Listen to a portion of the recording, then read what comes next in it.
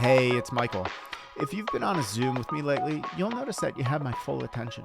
It's because I'm not taking notes. Instead, I rely on Fellow, an AI meeting assistant, to take notes for me, along with tracking action items and decisions, handling recordings, transcripts, and summaries all in one secure platform. It's kind of like magic. Built with security and privacy at its core, Fellow is the only AI meeting assistant that thousands of leaders and organizations trust to capture meeting notes and recordings while keeping your data safe. They're so confident that you'll love it, they're offering an insane deal to you all, Between Two COOs listeners. 90 days of unlimited AI-powered note-taking and recording completely free. Visit fellow.app/COO to sign up today and experience the AI meeting assistant trusted by leaders everywhere.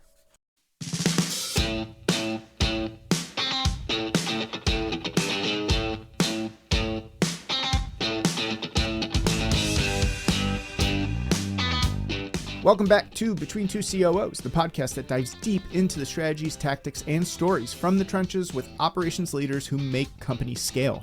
I'm your host, Michael Koenig, and today we're talking about one critical function that we've never covered before, revenue operations, also known as RevOps. Joining me to share his expertise on these functions is Brad Rosen, president at Sales Assembly.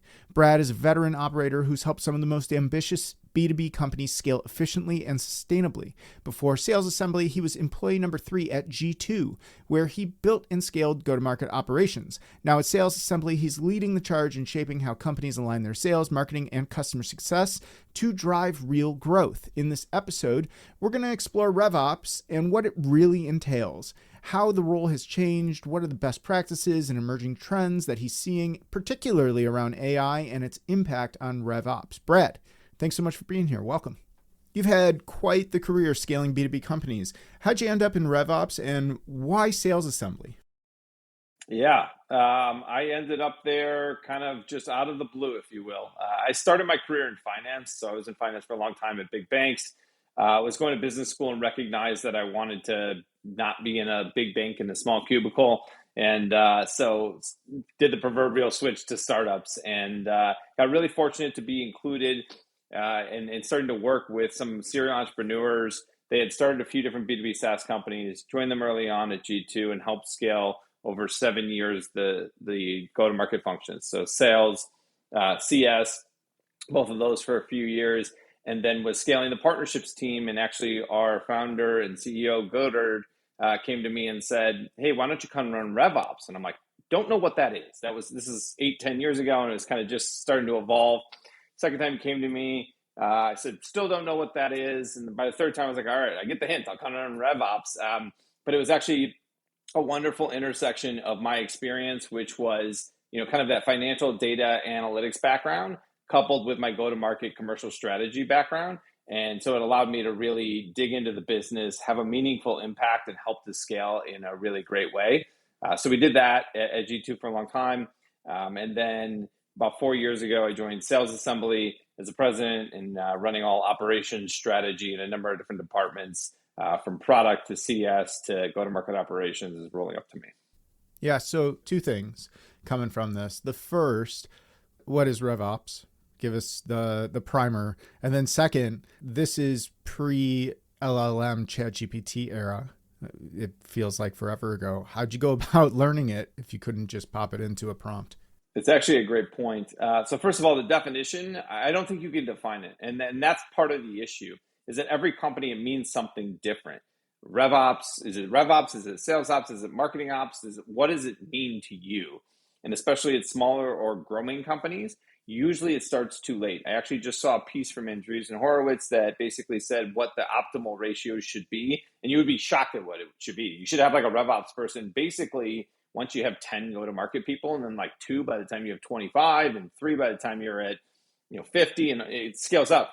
Usually you're way behind that curve because it's hard to recognize the value and be able to make the business case, because it's not a one-to-one linear, let's hire a RevOps person and this is the revenue we're going to see from it. I'd rather go hire another account executive or BDR, which is usually what happens. But ideally, if you're doing it the right way, it's actually exponential, is that one RevOps person can make all the go-to-market team significantly more effective. So the definition really depends on what you're looking for. Some people say RevOps and they mean somebody who's really in sales ops, a glorified Salesforce administrator, if you will. Other people are looking for a strategic partner. And then the problem becomes, how much are you willing to pay? You want the strategic partner who can also do Salesforce administration, who can also do go-to-market strategy, who can also lean in when they need enablement. That's first of all, a tough person to find. And second of all, you're gonna have to pay that person a good amount of money. And so I think there's this like level setting that you have to do when you dive into, I want someone from my organization to do this. That's wonderful. The first thing I ask somebody when they tell me that, I say, what exactly are you expecting and what do you want out of this person? And then we can talk about what you should be expecting to pay and see from the market to get that. So that was kind of like the definition side. And then your second question about not having AI, what happens there? We did a lot of learning by trial by fire is the first problem, right? I think you still do that. In a growing organization, you're always trying to figure out how things work. And then I would try and connect with people. I would connect with them. Actually, Sales Assembly was one of the first places. We used to be in-person networking opportunity. I'd meet up with 10, 15, 20 different RevOps people in the city of Chicago for breakfast. Great opportunity to trade ideas and learn. And then the second is we'd go to our VC partners and say, who else in the portfolio is doing this well? We're revamping comp plans. Can you introduce me to 3 to 5 different people that have done that? So what problems does RevOps actually solve? It really depends on what you're looking for them. In the early days, I think it should be solving. Let me frame it that way. What I think they should be solving is, one, setting the right foundation for your organization. When you don't set the right foundation, what happens is you have poor data hygiene. You have poor systems and processes, and that makes it much harder to scale because you can't ramp people as quickly. You can't identify the high performers versus the low performers all the time. You don't have a consistent sales process. You're probably letting leads fall through the funnel. You're probably letting customers slip that you should be servicing in a more meaningful way. So you're not optimized for success. And so they should be solving, how do you optimize for efficiency and success? And then as you get later on, you're doing a lot of data analysis, you're doing systems and tooling. You have different parts of RevOps that are all solving different things. And then as you get even larger, in a much larger organization, you probably have different RevOps functions servicing different parts of the organization. You could have RevOps for enterprise, RevOps for SMB, RevOps or CSOps for customer success, and kind of start to bifurcate so that they're all solving challenges that those specific departments are facing. It sounds like we have a couple pieces to RevOps. The two main ones are going to be an analytical function, and the second is an execution function. The analytical function is essentially looking at where are we losing sales, right? Because that's the end goal. And then the execution function is what tools do our sales folks need and how things need to actually run in order for them to close the sales that they otherwise wouldn't. Is that a fair summary? I'd probably add in a strategic function as well. Like, what is the strategy here? How are we actually going to go about doing this? And I think that's where the hard part comes in, is this person, if there's a leader of the group, which there should be, but the leader actually has a really tough job of melding the data with the feedback from the field with the strategy of the organization. You're playing this kind of triangle, right? And you have to be able to go to the field and say, what are the things that are challenging you? How can we make your life easier? Like, how do we make your life better? But you can't say yes to everything. So you have to take that feedback, prioritize it, understand what that is. Then you go look at the data. Is this actually a problem, or is this a squeaky wheel thing? How big of an issue is it? If we fixed it, how much would it cost? And what would be the impact and the outcome of fixing that problem? And so how do we prioritize those projects? And then going back to the business and saying, what are our goals and how are we going to achieve those goals by maximizing these 3 things? So it's a really challenging place to be. I loved it because of that. I felt like you had an opportunity to have a true impact on the business. You're in every part of the business, so you get to understand what's going on and problem solve. Like if you love problem solving, RevOps is for you. There's always a challenge, always something new. But it's also not for the faint of heart. You have to be able to say yes and say no. You have to be able to, and by the way, say no, not just to an account executive that's asking for something. Say no to the CRO, say no to the CEO. Like, there's a lot of people that you might have to make business cases to for why you're doing something or not doing something. And you have to be prepared to have those executive level conversations and be able to back it up, obviously, with coherent arguments and data. You talked about the foundation. Setting up that foundation early on with functions like this, especially if you're maybe a bit of an older company, you need to modernize, you need to introduce regular practices. What does a good foundation look like if you're setting up from day one at that early stage when RevOps should be introduced to a company? Yeah, if you're able to do it early on, it allows you to put the right practices in. I think that's probably, you could set up the perfect tooling, but if your company doesn't truly believe in what's going on and doesn't have that ingrained in your culture, it's never going to work. Like, people have to understand that this is part of what we do. We input this data, we actually follow these specific things, we are comfortable giving here, but not here. We get certain approvals in different ways. Like, that's a cultural thing. And it has to come from the top down, by the way, like CEO, CRO, all the way down. It cannot come from like, oh yeah, the reps just know how to do it and they want to do it.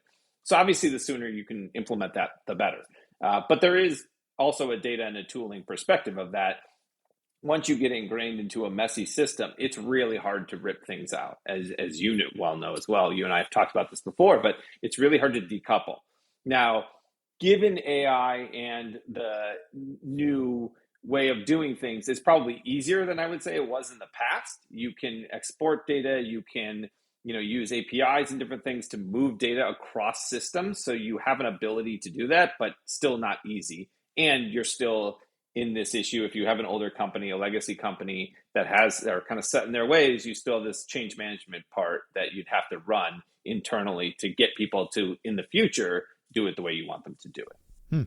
Interesting. And so with the foundation that you've set up, how does AI change that foundation? How does AI change the picture now? It definitely allows you, or will allow you at some point, right? I think we're not at that point where we feel, at least I have seen or feel like AI can actually change that in a meaningful way. I think there's certain points where it can help, but to transform a whole organization and all of the data within it, I think we're probably not there yet.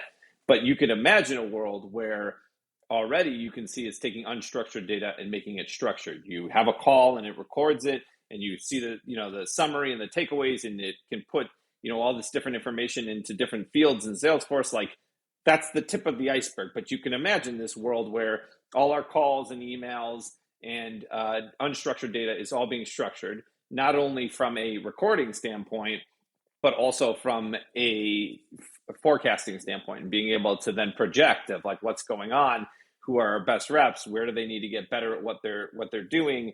Can we actually forecast better? Because we can say, based on all this unstructured data, we have some understanding of intent to buy. That, again, a lot of tools are already working on that, but it'll get considerably better. So that would be one, is you don't necessarily even need to make the data better than it already is, because even if it were messy, the AI could actually couple it and make sure that it is all summarized in the proper way. So going on, let's say, 8 years now, RevOps is still around. It doesn't seem like it's the buzzword du jour. Why is that? Why are people really latching onto it?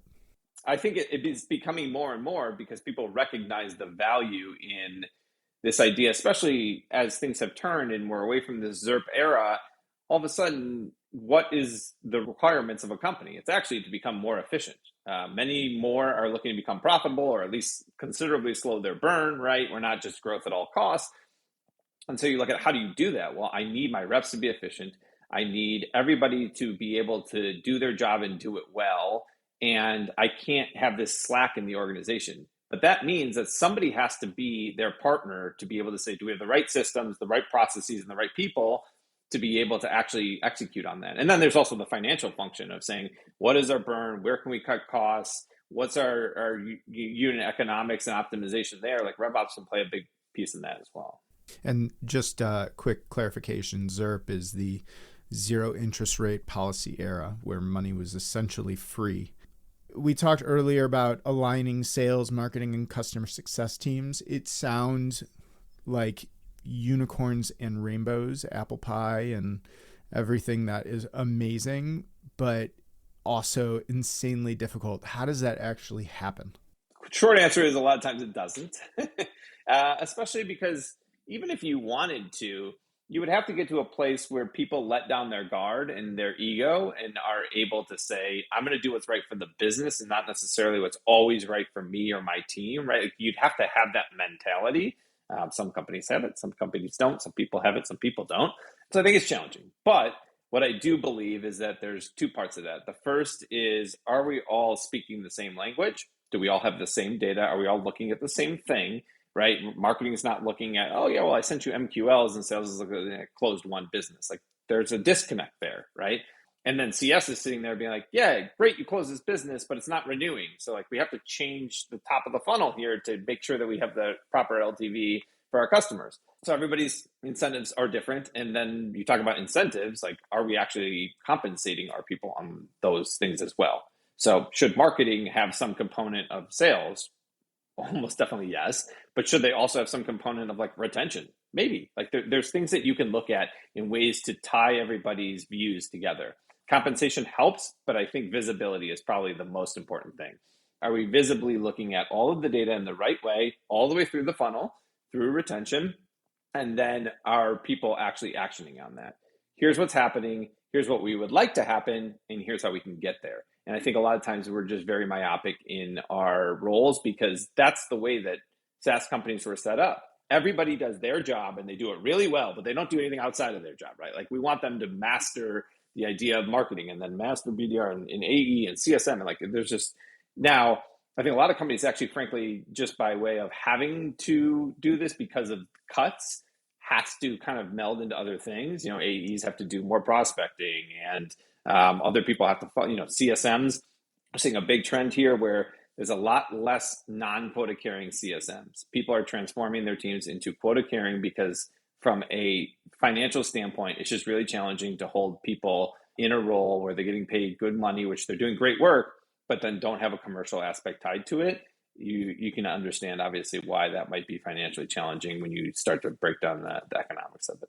And then just a little further clarification, MQL is a marketing qualified lead, LTV, lifetime value of a customer, CSM, customer success manager. You talked about essentially what it sounds like is breaking those people out of their clear, defined black and white definition of that role, and then creating alignment. Seems to be the overarching theme here of creating alignment across the teams. How do you, as president, as a leader, how do you go about doing that? How do you create alignment? It starts from when you hire, right? Do people actually buy into what you're selling? Does a marketing leader believe that they are responsible for sales? Does a sales leader believe they're responsible in some capacity for retention? And does a CS leader, do they believe that they're responsible to giving feedback and closing that feedback loop all the way back to those other leaders to say, this is what we need to understand on the first call to get the right ICP and the right customers into our customer base. So I think that starts to the top. That's not easier said than done. Interviews are tricky, and figuring out exactly who's going to fit is tricky. So I also think it's a cultural thing. It's just like visibility and transparency. Are we always showing all of the metrics? Are we talking about all the metrics in every team meeting? Are we saying, are we involving the other folks? If we have a problem with retention, are we bringing marketing and sales into that discussion? Or are we just saying, no, the CS team is going to go off in some offsite and talk about how they're going to get better at retention next year? It generally doesn't work, right? And so I think people feel ownership when they have visibility into something, and then also have an ability to help try and craft the solutions to that problem. So those would be my big things. Certainly there's some things that you can do in the hiring process, but how do you get people to kind of set aside and maybe not have sharp elbows? That's challenging, I would say, but I think the key would also be that they see how it benefits them. Like you also, it all comes back to everybody is looking out for themselves. That's the reality. If you break it down, yes, there are certain people who are more willing to help others regardless of like how it affects them than others. But the reality is everybody wants to do better in their career, right? And they want to continue to improve, but ultimately everybody wants to succeed. They want to do well, and they want the company to do well because they want to financially succeed. They want to feel like they've accomplished something. They want to build their resume, whatever that may be. And I actually recognize a lot of that as we were building RevOps out at G2. It's just like the money really matters, but you know what else really matters? Hitting quota. Like saying that you hit quota and going back to your family and your friends and on your resume, like being able to, pin that up there and say, I hit quota, right? And so that's the same with anybody, leaders or not. Everybody wants to feel a sense of accomplishment. And so if you can go back to the marketing team and say, if we can solve retention, this is going to help marketing in XYZ way, then I think that that's really important. So tying the metrics back to everybody's personal goals and day-to-day activities is probably the best way to get somebody to buy in. Let's talk about metrics. How do you decide what are your best practices for metrics that matter? What do you watch? We try and distill it down to a few core metrics for the company. And then, yes, there will be departmental metrics that tie into that. But what we don't do is we try as best we can. Vanity metrics just don't cut it. Like, yes, they can be part of a discussion, but those are not what we show. We try and show everything that ties back to revenue or retention or whatever it may be, but like really tied to our goals. For instance, we sell training and development. We have a thing called CSAT, obviously, that shows how happy somebody is with the programming. We track that religiously. We love that stat. It is not part of one of our core metrics as a company because we believe that is just a means to an end. That is not actually a metric that will drive business results. It's something that is a precursor to showing whether a customer is happy, which then in turn could drive retention. But like you're starting to draw a line. There's different steps there. So I think the metrics have to be very clear, definable, obviously, and then actionable. Can you actually take action on this and make a change based on what your job is? So those are the big things that we look at. So what's the single metric to really evaluate customer happiness and thereby the health of the business? I don't know, especially in this day and age, if people renew on happiness. I think that we talked about the ZERP era, like when money was flowing and a lot of companies were growing very fast. A lot of times you would buy tools because you knew somebody, it sounded interesting, maybe it would give you a little bit of a boost as far as efficiency or enjoyment of your job or whatever it may be. I don't think people buy tools that way or renew tools that way anymore. And we talked about a little earlier, you can rip out a tool much more easily than you could before, because a lot of tools do a lot of different things. So you could find crossover, maybe a tool that you already use, and you can just remove data, import it back into this other tool, or find out some other way to do it. So I think that's easier. So I think just because you like something, that doesn't mean it makes a cut. Right now, from what I see, budgeting is done on a prioritization basis. It is not done on a marketing, you have this much, and sales, you have this much. This is our budget, and we're going to bump everything up against it, regardless of necessarily like what bucket it falls into. Hey, we really need this finance tool. Okay, sorry, sales, like you got to go down by 25 grand to go get this finance tool because it's a company we're prioritizing, which from a sustainability standpoint and an actual business standpoint, that's actually the right way to do things. You should be thinking that way. It's just that's not how the model was necessarily built, or at least how it wasn't a few years ago. And so I do think you need to be happy to renew, but I don't think you will renew just because you're happy. Yeah, that's interesting. We've mentioned ZERP a couple of times. Again, that's the zero interest rate policy era. If we just give a quick background, everyone was putting money into anything. If you were a founder and had a pulse, you could raise $100 million. That funding dried up, and now we have a bunch of ZERP zombies, essentially companies that are on death's door just because they couldn't raise more money. On the topic of AI, I actually received, and I normally never pick up calls that I don't know. I made the mistake thinking that it was going to be my kid's school, and guess what? It wasn't. It was actually an AI agent as a BDR, as a business development rep, having a conversation to try and prospect me. It identified that it was an agent, and then we actually went into a pretty interesting conversation. It wasn't flawless, but I started asking a lot of crazy questions and didn't get fluff. I didn't get sales pitches. I got legitimate answers to the questions that I probably would have had to have like a very long conversation with a BDR to get to. I'm already seeing it. I'm having these conversations. Do we have some shifts that certain functions are going to have to make here? Yeah, for sure. And AI SDR is one of those that's very well known and talked about. I think there's value potentially there. Like you said, it sounds like it was working pretty well. Obviously, the challenge is if everybody's doing AI SDR, it's the same thing that happened when we were sending personal emails and all of a sudden we got SalesOps and outreach. All of a sudden, like you could just blast hundreds, thousands of people a day. And so what happened is our inboxes just became this, graveyard of emails because anybody could send it and it would, personalization back then was like, hey, first name, hey, Michael. It's like, okay, they know my name. And now with Clay and all these other tools, well, now you can say, hey, Michael, I know you went to University of Michigan. I know all this stuff about you, which is great. That's fine.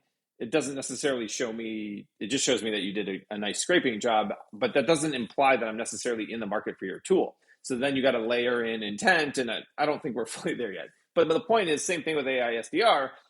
If everybody can make these calls, and it's not a person, so it can literally just like keep going as fast as it can dial, which is really fast, then it's just a bunch of waste, and it gets drowned out, in my opinion. Doesn't mean it can't work. I think it's just very noisy. You make a point, though, that I think is interesting around, can AI actually speed up the sales process? Like, as a buyer, I actually find that interesting. If I am interested in the tool, I've always found that people try and slow down the sales process. They want to qualify you, and they want to understand exactly who you are and what you're doing, and make sure they handle your objections and all this. Usually as a RevOps person, you kind of know what you want. Like, you're going into a buying process, you're like, no, I get it. Like, I understand how this works, and I understand the data that needs to go into it, and I understand the integrations and partnerships and all this stuff. I'm like, can we just get to the meat of the conversation? And so with a bot, like, maybe you can get to the meat of the conversation much more quickly.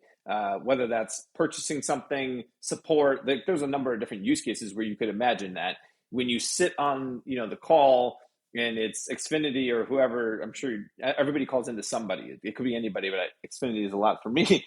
And they're just like, you're typing different numbers. You can't get to, can I just talk to somebody? But if that agent actually could answer your question really quickly, that's fine. I don't need to talk to somebody. It's just that you're asking me, like, you're trying to lead me down this path. But if I could just say, I want to change my plan because of this, that, and the other, and they're like, great, here's the new thing. I'll send you the contract. Wow, that was easy. I would love to do that as a buyer from my experience. We'll be right back. Hey, it's Michael. If you've been on a Zoom with me lately, you'll notice that you have my full attention. It's because I'm not taking notes. Instead, I rely on Fellow, an AI meeting assistant, to take notes for me, along with tracking action items and decisions, handling recordings, transcripts, and summaries, all in one secure platform.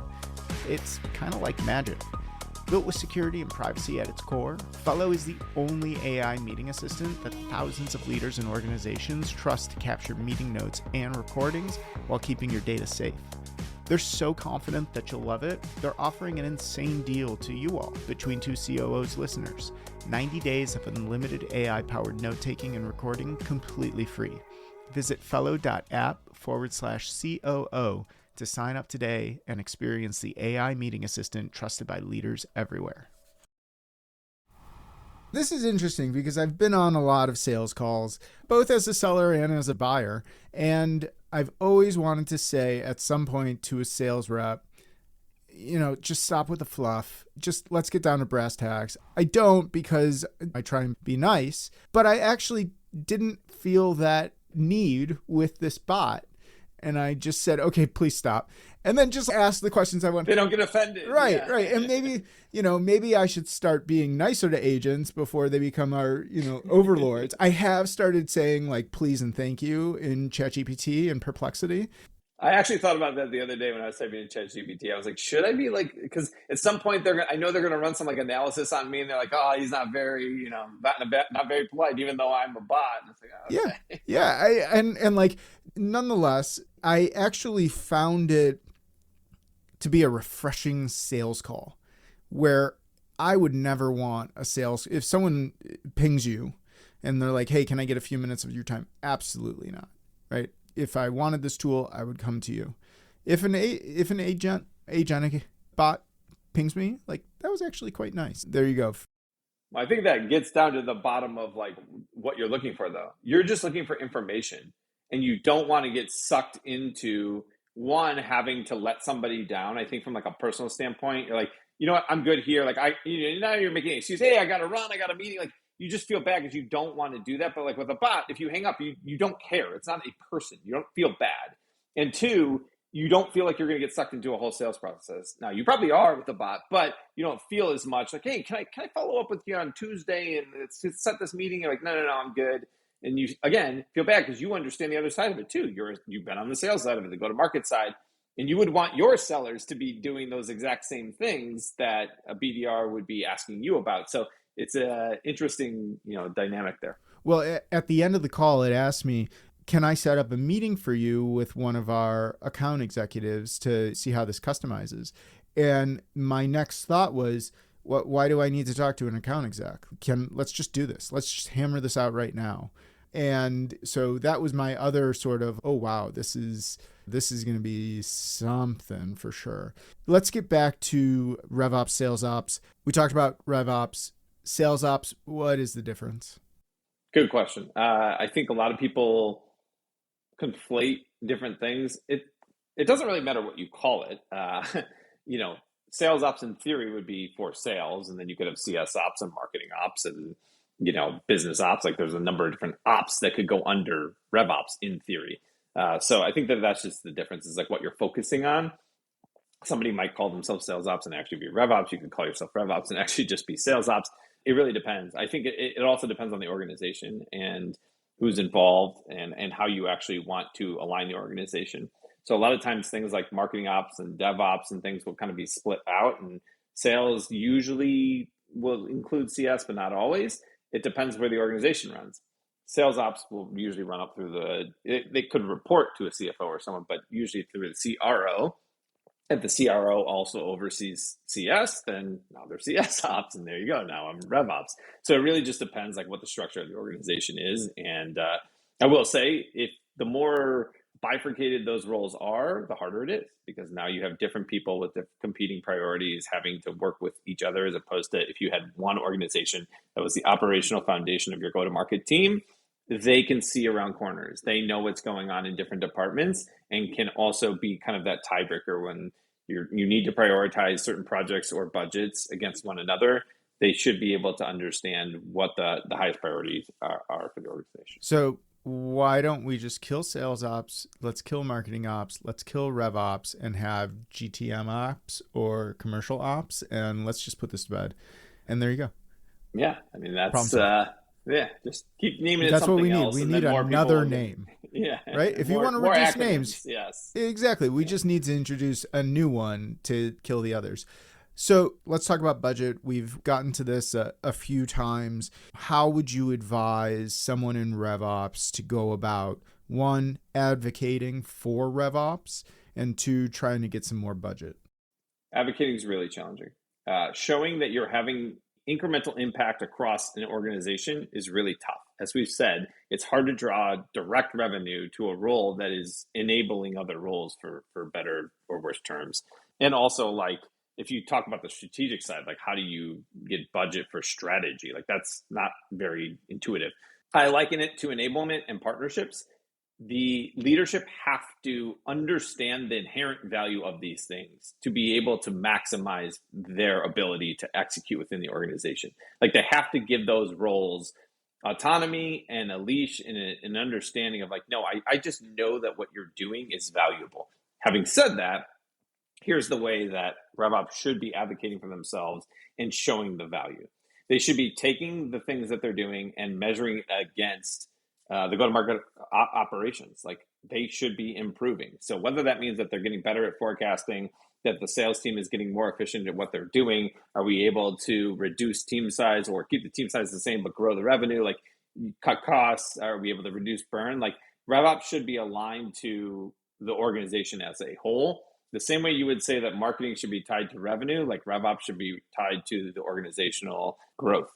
And so if you're not doing that, then you're probably not hitting on the right priorities, because ideally you are aligned with the organization and being able to grow it.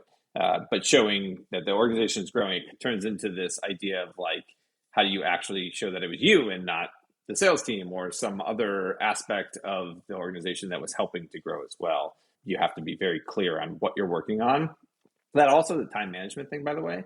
RevOps can easily turn into like a support system where everyone's like, oh, this is broken and that's that. And you're just like fighting fires all day. You have to say, hey, the fires are 20% of my time. The other 80% are going to be focused on these strategic projects. If you can start checking those off the list, it becomes a lot easier and more visible to the CRO, CEO board on what you're doing, because you're able to say, hey, we put in this new tool and it ramped our reps a month faster than they were ramping before. And then we also put in this new sales process, and that allowed us to be able to forecast 3% more accurately then you can really tie back to real true business metrics. What's one of the things earlier on in your career in RevOps that you wish you had known and learned the hard way? The spreadsheet is just a sheet, and people don't operate out of spreadsheets. They operate from emotions, and they operate from feelings, and they don't always have the information that you have. You are sitting in a room with your CEO, your CRO, your board. You have all of this data coming in. You understand like what the capacity planning looks like. You generally understand like how much people make. Like you're very sensitive information, how people are attaining to quota, what the plans are. And then you make these really sound judgments based on all of this data that you've internalized and run. And you feel good about it. Maybe even leadership feels good about it. And then you roll it out and the sales team's like, what are you talking about? Like, what's going on here? And you may or may not be able to fully explain why something is the way it is. And then there's emotions that get involved, as they should. And everybody deserves the right to like understand how decisions are made and how that affects their job and their, earning potential and all of that. And so I think that is early on, that's a challenge for a lot of folks, myself included. It was because one, you're still trying to find your footing and understand like, where do I have the authority and the ability to make these decisions and to roll them out properly? And then how do I do that properly? I rolled out, different territories, comp plans, all these other things. And I thought I understood them. I did. I think I thought that the teams understood them a lot of times and they didn't. And that's on me to like make sure that people actually understand what's going on and have a grasp on how things should work internally. Yeah. So often we'll think about something and by the time we're ready to chat about it, by the time we're ready to roll it out to the team, it's so familiar to us and we fall victim to not realizing that this is brand new to people. So we have to actually bring people on or help them get to where we are. And that can take patience and time. How would you do it? What would you do differently? Like, how do you go about it today if you had to do the same thing, knowing what you know now? I would be really in tune with the field. Like I would be on sales calls. I'd be meeting with the sales team, not just like the leaders, but like the actual reps and understanding like where they're coming from, what they care about. And then I would very clearly have much more documentation, training, and probably timing. Like I would roll things out much sooner, have more time to digest, get feedback, share ideas. Like people nodding their heads is, you think it's agreement. It's actually just them nodding their heads. Like it doesn't mean they fully understand something. And I don't mean that in a demeaning way. I mean that you're in a training with 50 people and everyone's like, yeah, I get it, like whatever. But when it gets down to brass tacks, like they maybe don't, and that's on you, that's not on them. And so just taking more time to elaborate on things, create calculators, documentation, being like really true to trying to be as transparent as possible of what's happening and how it's going to affect those people and what went into the decision. For instance, people always ask like how many people should be hitting quota or whatever. You have to set a target and then you have to like tell your team what that target is. Like we expect this much, and you have to then be willing to say we missed our target or we hit our target, whatever that is. But it's just like a little more of this ability to be extremely transparent, because then I think people will appreciate that. And also you'll feel better about the idea that like we're all on the same page here, whether we're hitting or missing, at least everybody's understanding that we're marching towards the same goal. Question for you. Team missed quota. What's that next conversation? What are you telling them? If the whole team misses quota, you're saying, versus like specific people? Sure. Yeah. I think obviously circumstances that play a big part in that. But ultimately, it comes down to if you're in sales, your job is to hit your goals. And same with leaders, by the way. So if you're the leader of the sales team and you're missing goals, then and we see it all the time, then obviously your job is in jeopardy as well. I used to have this conversation actually with CSMs that were looking to transition into quota carrying. I'd say that's wonderful. We'll help you get there. I just want you to understand that there's a much shorter leash in sales than there is in, a CS position. And by the way, that's why they generally get paid more, because they have a high stress. It's a really hard job, and high stress, big ups, big downs, very big swings. And so if you miss, you have to be open though. Like, here's why I believe we missed. Here's what the company is going to do. Like, this is the part that the company is taking on. Hey, we need to get you better marketing, more BDRs. The product is improving, all these things. Or if, unfortunately, if they have to go through some organizational changes, This is why we went through them. This is why we believe that people that are still remaining can and will hit quota. And here's, we've already laid out here's all the opportunities you should have. Here's what your new books will look like. Here's, the data to support the idea that we have the right people in place to affect it next year. But ultimately, it's some combination of the company and the people, and you got to figure out what that the combination looks like to make it successful. You talked about RevOps not being for the faint of heart. Sales certainly not for the faint of heart. Most definitely. You talked about, in terms of the faint of heart for RevOps, folks who go into it need to be able to say no to leadership. Can you tell us a bit of what's the time you had to say no to your CEO or COO or CRO? Yeah, I mean, there's plenty of times where, it could be no. It could also be like, let me share this other opinion. Like, you have this opinion of why we should do this. And a lot of times that comes from, we talked about having a pulse on the street and understanding like what people are actually feeling. And a lot of times they'll say, we don't need these resources, or we don't need to invest in this or that. And you say, no, actually, I think we do. Or vice versa. Hey, I really think that we should look at, hiring another 2 people because that would help us, increase our revenue. It's like, I just don't see the pipeline. It's not there. They're not going to be successful. So it's not necessarily like a yes, no all the time, but it's definitely providing a different perspective because of the information that you have. You are sitting at the precipice of all this information. You should have the data, and then you should have the anecdotal feedback from the team and be able to make an informed decision. But you have to be able to have that conversation and say, that thing you just suggested, I actually don't think it's a great idea, and here's why. Now, it doesn't mean you're always going to get your way. Like, they might do it anyway, which is their prerogative. I do the same as a president. Like, I'll take in what my team says and their feedback and then say, okay, based on that, what do I want to do? But you want people that are going to challenge your thoughts and your processes, especially if you believe that they're competent and have rationale as to why they feel differently. One of the things that I love, obviously we're connected on LinkedIn and I'm connected with some of your team members. And as I watch you guys interact on LinkedIn, you guys rib each other back and forth, and it's actually hilarious. And what you take away from this, and I actually haven't seen it anywhere else, is that it seems like you and the team, that you all actually like each other. Sometimes. Sometimes. We really do. And I think we talked about culture. We talked about, how do you get people in lockstep? I think if you have a good time, and by the way, you have to then be able to take it yourself. Like, you can't just give it, obviously, it's the same way. But our CRO, Matt Green, is a perfect example of this. Like, he's self-deprecating in some of the most I've ever seen in somebody, but he's a wonderful person and an amazing salesperson. And so he connects with people on a personal level because he's able to do that. And that's what we like to do. It's not right for every company, but I do think that if you can get to that point, people see it and say, you know what? I think they're having a good time. Like, I want to work with people like that, or at least like be, friends or colleagues, or however you want to frame it.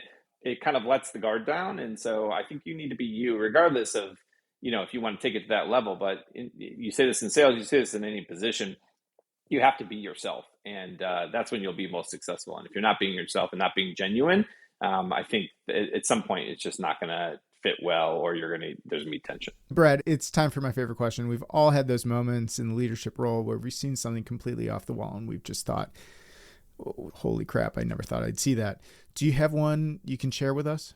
There are a number of ones. I mean, early on, especially as you're building like a startup, crazy things happen. And that could be personnel. It could be like physical. Like, there was a time at G2, it was like we had just gotten all these computers, all the MacBooks are laid out, and it literally starts raining from the ceiling. We weren't on the top floor. The water just starts coming down from the ceiling. What is going on? And the building manager comes in like 10 minutes later, all the computers are ruined. We're like, what? He said, did you change the filter? I was like, what do you mean the filter? What are you talking about? And this filter, he wanted us to move that ceiling tile over, change this air filter. And by the way, like a commercial building, this is not like my job to change the filter. I didn't even know we were supposed to. But it's like, that day we were supposed to go out, sell, and do all the things we were doing, and we didn't sell. We were like cleaning up this mess. And so you say crazy things, like stuff like that happens. Obviously, personnel stuff happens too. People come, they go, in obviously, funny ways. But I think that's the joy of, when you look back on it, it's funny. Maybe in the moment it's not as funny, but I think that's the joy of especially startups and building businesses. And I liken this to RevOps as well. I said it earlier, problem solving. It's always new. Every day is something new. you figure it out, you laugh, and then we talk about the way that we joke around on LinkedIn, but it's the same thing. Like if you can laugh at yourself and with others, then it'll be all right. Like good things are going to happen, bad things are going to happen, and you keep kind of roll with the punches. So whether it's like raining from the ceiling or, you hit goals or you miss goals, you kind of just have to look at it in a positive lens. And then when you're on a podcast, 10 years later, you can talk about it. Rookie mistake there. You guys always got to change. I check the air filters every time I go in the office now. Yeah. And okay, you've mapped all of the pipes and everything like that, so computers aren't underneath it. Definitely. Obviously, we learn from mistakes. We don't want to repeat the same lessons. Abundance of caution, they call that. Well, Brad, thanks so much. Where can people go to keep up with you? Yeah, would love to connect on LinkedIn, or you can check us out, salesassembly.com. And thanks so much for having me, Michael. It was great to talk with you. Yeah, absolutely. Well, there you have it. Thanks for listening to Between Two COOs. I'm your host, Michael Koenig, and a very special thank you to Brad Rosen for joining us. Tune in next time for our next COO or President chat on Between Two COOs, and be sure to subscribe on Apple Podcasts, Spotify, or wherever you listen to podcasts so you never miss an episode. Just visit between2coos.com for more. And if you have a minute, please drop us a review on Apple Podcast or Spotify, wherever, so that other people can get great advice from phenomenal COOs. Thanks for listening, and until next time, so long.